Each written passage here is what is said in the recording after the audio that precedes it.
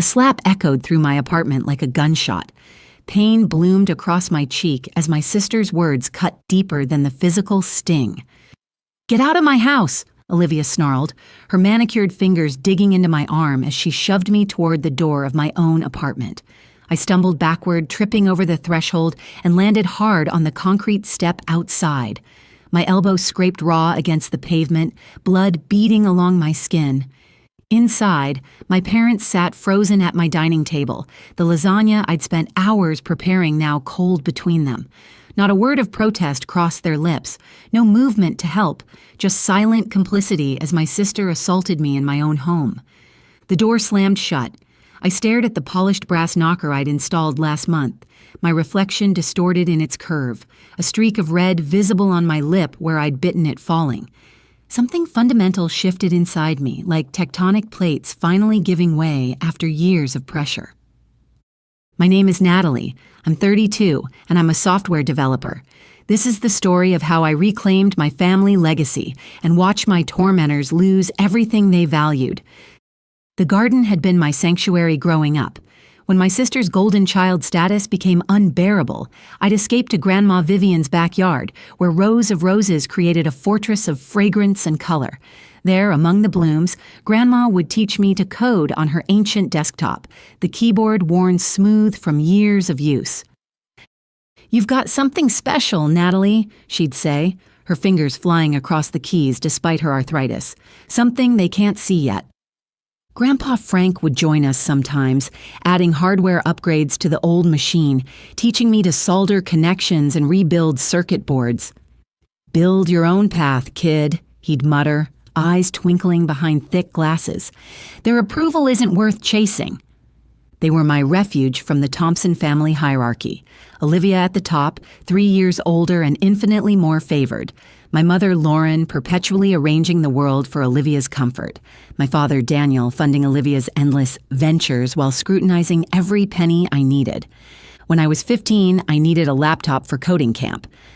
"We're tight on funds," Lauren said, her eyes not meeting mine. A week later, Olivia received a shining new MacBook for her social media startup. I worked weekends at a cafe near Pike Place Market to buy a secondhand Dell with sticky keys, programming until dawn to make it work. At 16, Olivia got a BMW for her birthday. I rode the city bus, rain soaking through my backpack filled with library books on Python and Java. "Olivia has big dreams," Daniel would say, dismissing my straight-A report cards with a wave. "You're fine, Natalie." Fine. That word burned like acid every time. My college fund vanished into Olivia's first app venture, a dating platform that imploded after 3 months. "Unexpected expenses," Lauren murmured when I discovered the empty account. I worked 30 hours weekly through university, coding freelance projects between classes to cover tuition. When Grandma Vivian and Grandpa Frank passed within months of each other 3 years ago, their modest Seattle home came to me through a will that shocked everyone, especially Olivia, who had assumed it would be hers despite barely visiting them. "Natalie, you gave us love when others only took," Grandma's letter read. "This house is yours to protect." Olivia had scoffed at the reading, flipping her hair dismissively. "Good luck with that fixer-upper," she'd said, as if the house, worth nearly $1 million in Seattle's booming market, was worthless. I'd poured my savings into preserving the garden Vivian loved, coding a smart home system that would have made Frank proud. Meanwhile, Olivia's latest venture, a fitness app, hemorrhaged money while my parents continued their pattern. Unlimited bailouts for her, silence for me. Which brought us to tonight's dinner. I'd invited them to my apartment, hoping to mend fences with Grandma's lasagna recipe filling the space with garlic and nostalgia. Instead, the conversation had turned to the house. "Have you updated the kitchen yet?" Lauren asked, her tone too casual. Then Olivia leaned forward, voice sharp with entitlement. "You don't need all that space, Natalie. I'm starting over after my app tanked. It would be better with me." My chest tightened as 3 decades of being second best crystallized into this moment. "Grandma and Grandpa left it to me, not you." Daniel cleared his throat. "It's a family house." "Think about sharing, Natalie." Lauren nodded. "Olivia's in a tough spot," You're doing fine." Fine? The word escaped as a bitter laugh. "I've worked for everything I have while you've handed Olivia whatever she wanted." Olivia's face darkened. "Don't act superior just because you code apps nobody uses." The insult stung, but I held my ground. "At least I don't expect handouts." Then came the slap, the shove, the fall, and now I sat in my car outside a coffee shop 6 blocks away, my cheek throbbing, something primal and decisive awakening inside me. I wasn't just angry about tonight. I was excavating 32 years of being overlooked, undervalued, and dismissed, of watching Olivia receive everything while I scraped by, of my parents' eternal favoritism wrapped in excuses. My phone lit up with a text from Abigail, my colleague at the tech firm where I develop budgeting software. "You okay? Call me." I dialed her number, my voice steadier than I expected as I recounted the fight. "They want the house, Abigail. They think it's already theirs." Her response was immediate. "You need to protect what's yours, Natalie. Start digging." That night, alone in my apartment with ice on my cheek, I opened my laptop, pulling up the property deed and Grandma Vivian's will. The foundation of my counterstrike began taking shape in my mind. The next morning, my laptop screen illuminated my face as I examined the deed to the house Vivian and Frank had left me. Their words from the will replayed. "Natalie, you showed us true love." I wasn't letting my sister or parents take that away. I pulled up property records for our Seattle neighborhood. The house, valued at $200,000 when I inherited it 3 years ago, now approached $1 million in the tech-fueled market. My hands steadied as I realized the power I held. I called Abigail, who suggested her friend Rachel Wells, a property attorney known for her ruthlessness in inheritance disputes. "Send me the will and deed," Rachel said briskly when I explained the situation. "Washington law is clear on inheritance. Let's see what we're working with." By noon, I'd emailed her the documents, my fingers steady with purpose. Rachel called back that afternoon, her voice confident. "Good news," she said. "The will is airtight, signed with 3 witnesses and a doctor's note confirming your grandparents' mental clarity. Your sister's been living there without permission, technically squatting." I leaned back, a surge of vindication washing through me. Squatting? Olivia had been crashing in the guest room for months, claiming it as an office for her failing fitness app. Lauren and Daniel stayed overnight frequently, treating the place as their second home. "You can issue an eviction notice, 72 hours under state law, or sell it outright," Rachel continued. "Your call." I dug deeper, pulling up emails and texts from my family. Months ago, Lauren had asked about upgrading the house's wiring, claiming Olivia needed stable internet for her startup. Daniel had inquired about converting the garage for Olivia's equipment. They'd been planning this for months, assuming I'd eventually surrender my inheritance, just like I'd surrendered my college fund, my time, my dignity. I remembered Grandma Vivian's words one evening when I was 16. We'd sat among her roses, debugging code, the scent of flowers mingling with the mechanical warmth of the computer. "You're tougher than they think, Natalie," she'd said, her fingers steady despite her age. "Don't let their noise drown out your worth." Abigail met me for coffee that evening near Pike Place, the market's neon sign reflecting in the window beside us. "This is your moment," she said, stirring her latte. "They've taken enough. Your college fund, your time, your peace. Take back what's yours." Back home, I spread out the documents across my desk, the will, the deed, and a market analysis I'd run through my real estate app. The numbers were clear. I had already been approached by the Williams family, a couple with 2 young children who loved the garden and the smart home system I'd built. Their offer of $850,000 was exceptionally fair. I drafted a plan with Rachel. We'd send a package to the house, certified copies of the will, the sale contract already signed, and an eviction notice giving my family 72 hours to vacate. I pictured Olivia's face when she opened that package, Lauren's panic, Daniel's silence crumbling. For 32 years, I'd been the one to compromise, to step aside, to swallow my pride. Not this time. The package was delivered on a Tuesday morning. I was in Portland for a work conference, strategically distanced from the fallout. By evening, my voicemail was flooded. Lauren's first message quavered with disbelief. "Natalie, what's this about a sale? Call me now." Olivia's voice dripped venom. "You're not getting away with this." Daniel left a single gruff message. "We need to talk." I ignored them all, focusing instead on my conference keynote, a pitch for my budgeting app that had garnered attention from several investors. It felt like sweet justice to prioritize my work over their chaos. 2 days later, Rachel called with an update. "They opened the package," she reported. "Your mother's been calling my office non-stop claiming it's a mistake. Olivia's hired an attorney, some guy named Martin Fletcher." I smiled, knowing the will's strength. 3 witnesses, a doctor's note, untouchable after 3 years under Washington's statute of limitations. "Let them try," I told Rachel. "What's next?" She explained the eviction process. The Williams family would take possession in 3 weeks, and the sheriff could enforce the notice if my family resisted. "They're panicking," she added. "Olivia's screaming about her rights to the house."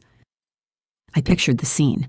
Olivia pacing the living room she'd claimed as her office, ripping open the package to find the sale contract. Lauren clutching the will, her face pale as she read Vivian's words naming me sole heir. Daniel silent as always, staring at the eviction notice.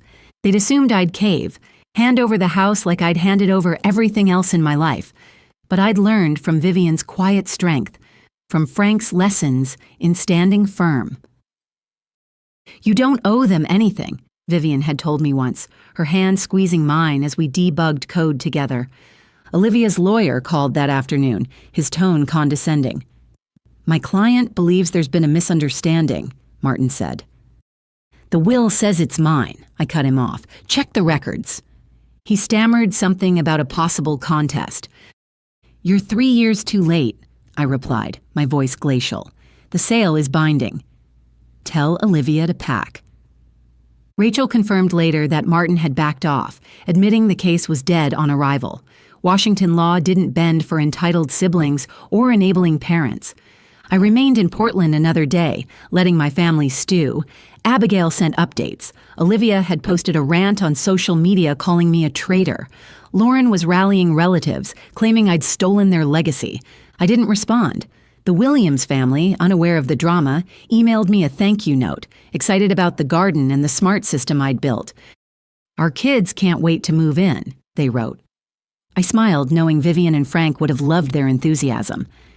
Back in Seattle, I met Abigail at a diner near my office, sunlight streaming through windows that framed the Space Needle in the distance. "They're falling apart," she said, sipping her coffee. "Olivia's lawyer dropped her. Your parents are begging for a meeting." I shook my head. "No meetings." They made their choice. I'd spent decades swallowing their demands, but the eviction notice was my line in the sand.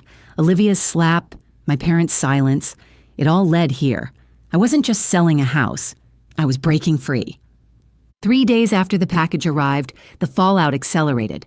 Martin sent a final email admitting defeat. Washington's 3-year statute of limitations on will contests had expired, and the notarized documents were ironclad. The Williams family would move into the house in 18 days. Olivia, Lauren, and Daniel had 72 hours to vacate or face sheriff intervention. Rachel called me at my Portland hotel, her voice satisfied.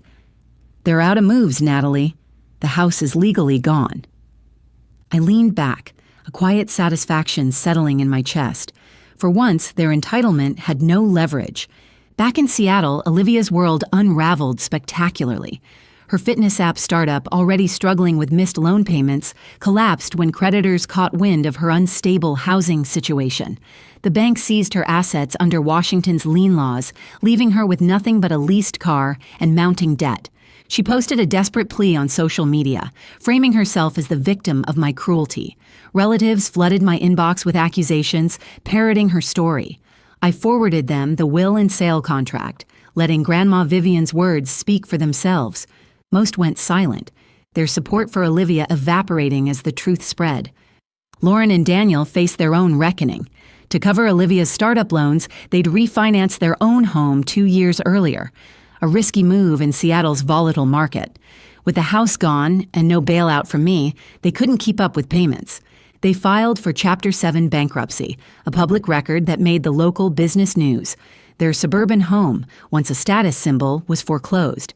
They moved into a cramped rental apartment downtown, their social standing crumbling as friends distanced themselves from the scandal.